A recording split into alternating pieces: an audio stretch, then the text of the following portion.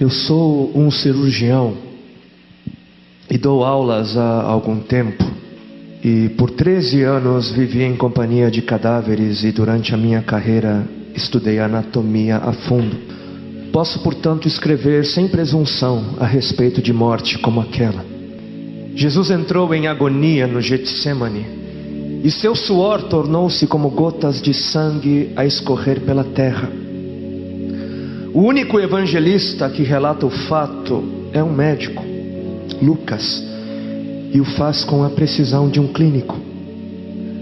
O suar sangue ou hematidrose é um fenômeno raríssimo. É produzido em condições excepcionais. E para provocá-lo é necessário uma fraqueza física, acompanhada de um abatimento moral violento, causado por uma profunda emoção, por um grande medo. O terror, o susto, a angústia terrível de sentir-se carregando todos os pecados dos homens devem ter esmagado Jesus. Tal tensão extrema produz o rompimento das finíssimas veias capilares que estão sob as glândulas sudoríparas, e o sangue se mistura ao suor e se concentra sobre a pele, escorrendo então por todo o corpo até a terra. O corpo dele inteiro havia se tornado negro, porque ele havia suado sangue. Só para os irmãos entenderem qual é o estado de espírito que leva alguém a suar sangue. O terror, o susto, a angústia terrível de sentir-se carregando todos os pecados dos homens devem ter esmagado Jesus. Conhecemos a farsa do processo preparado pelos líderes religiosos, o envio de Jesus a Pilatos e o desempate entre Herodes e Pilatos. Pilatos teve que ceder e então ordenou a flagelação, o chicoteamento de Jesus. Os soldados despojam Jesus, tiram a roupa de Jesus e o prendem pelo pulso a uma coluna do pátio.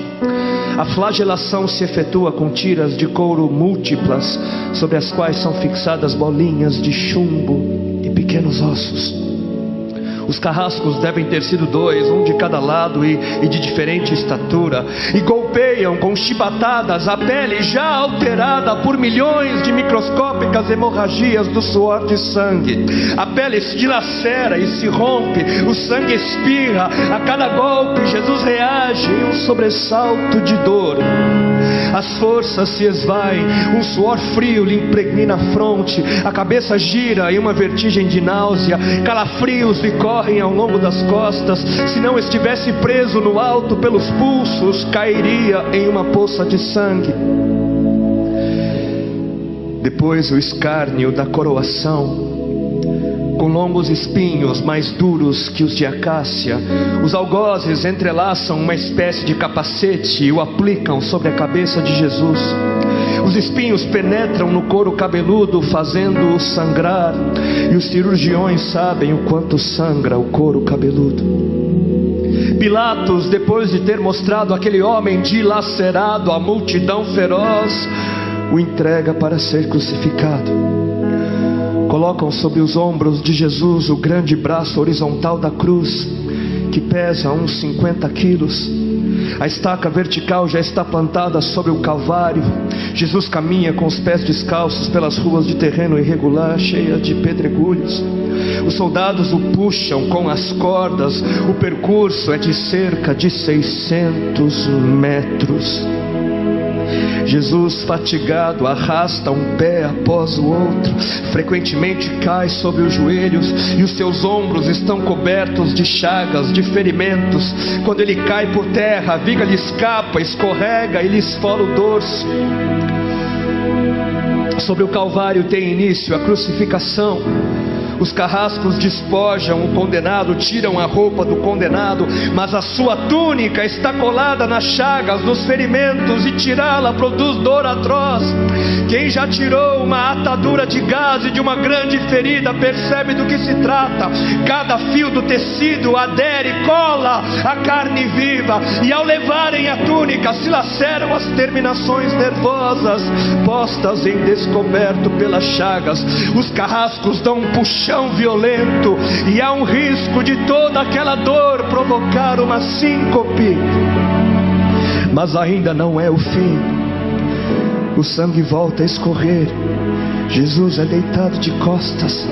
As suas chagas se incrustam de pequenos elementos. Depositam-no sobre o braço horizontal da cruz. Os algozes tomam as medidas. Com uma broca é feito um furo na madeira para facilitar a penetração dos pregos. Os carrascos pegam um longo prego pontudo e quadrado, apoiam-no sobre o pulso de Jesus e com um golpe certeiro de martelo o plantam e o rebatem sobre a madeira. Jesus deve ter contraído o rosto assustadoramente. O nervo mediano foi lesado. Pode-se imaginar aquilo que Jesus deve ter provado: uma dor lancinante, agudíssima, que se difundiu pelos dedos e espalhou-se pelos ombros, atingindo o cérebro. A dor mais insuportável que um homem pode provar, ou seja, aquela produzida pela lesão dos grandes troncos nervosos, que provoca uma síncope e faz perder a consciência. Mas em Jesus não. O nervo é destruído só em parte, e a lesão do tronco nervoso permanece em contato com o prego. E quando o corpo for suspenso na cruz, o nervo se esticará fortemente como uma corda de violino esticada, e a cada solavanco, a cada movimento, vibrará despertando dores dilacerantes. Elevam a Jesus. Os ombros da vítima esfregam dolorosamente sobre a madeira áspera. As pontas cortantes da grande coroa de espinhos penetram o crânio. A cabeça de Jesus inclina-se para a frente, uma vez que o diâmetro da coroa o impede de apoiar-se na madeira. Cada vez que o mártir levanta a cabeça, recomeçam pontadas agudas de dor. Pregam-lhe os pés.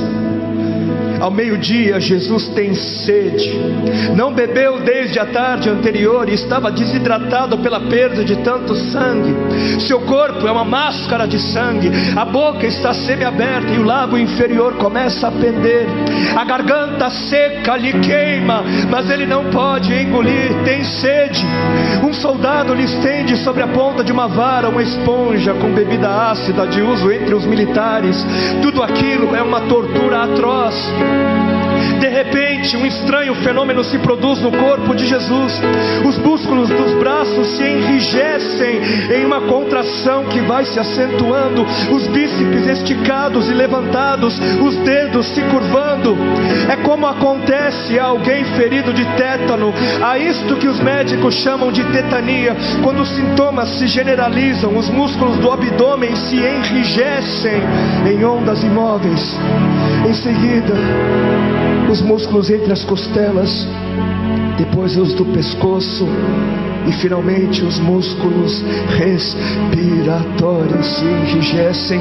A respiração se faz pouco a pouco mais curta.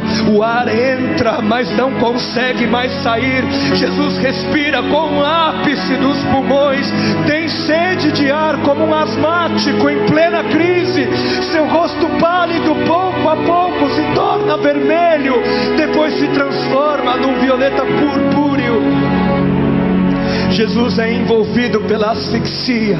Seus pulmões cheios de ar não podem mais esvaziar-se.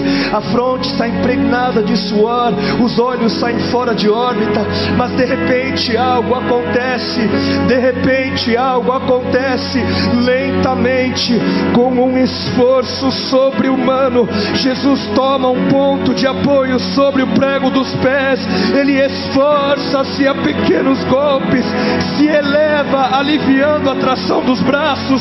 Os músculos do tórax se distendem, a respiração torna-se mais ampla e profunda, os pulmões se esvaziam e o rosto recupera a palidez inicial. Mas por quê? Por que este esforço? Por quê? Porque Jesus quer bradar: Pai, perdoa-lhes porque não sabem o que fazem.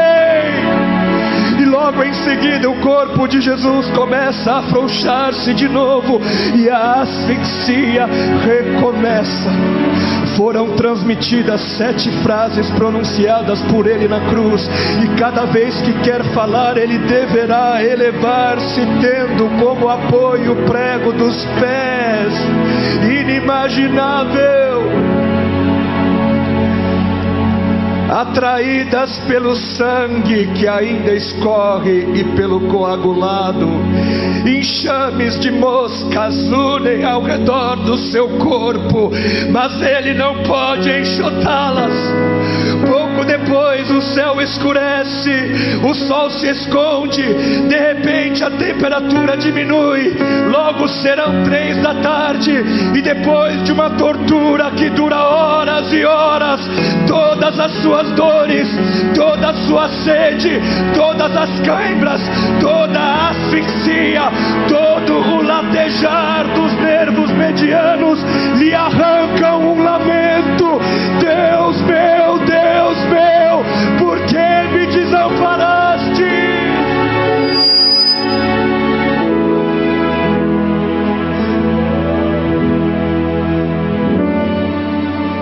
Jesus grita: está consumado.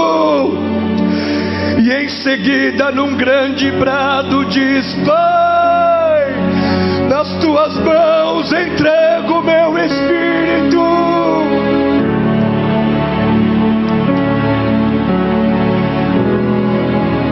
E morreu no meu lugar e no seu.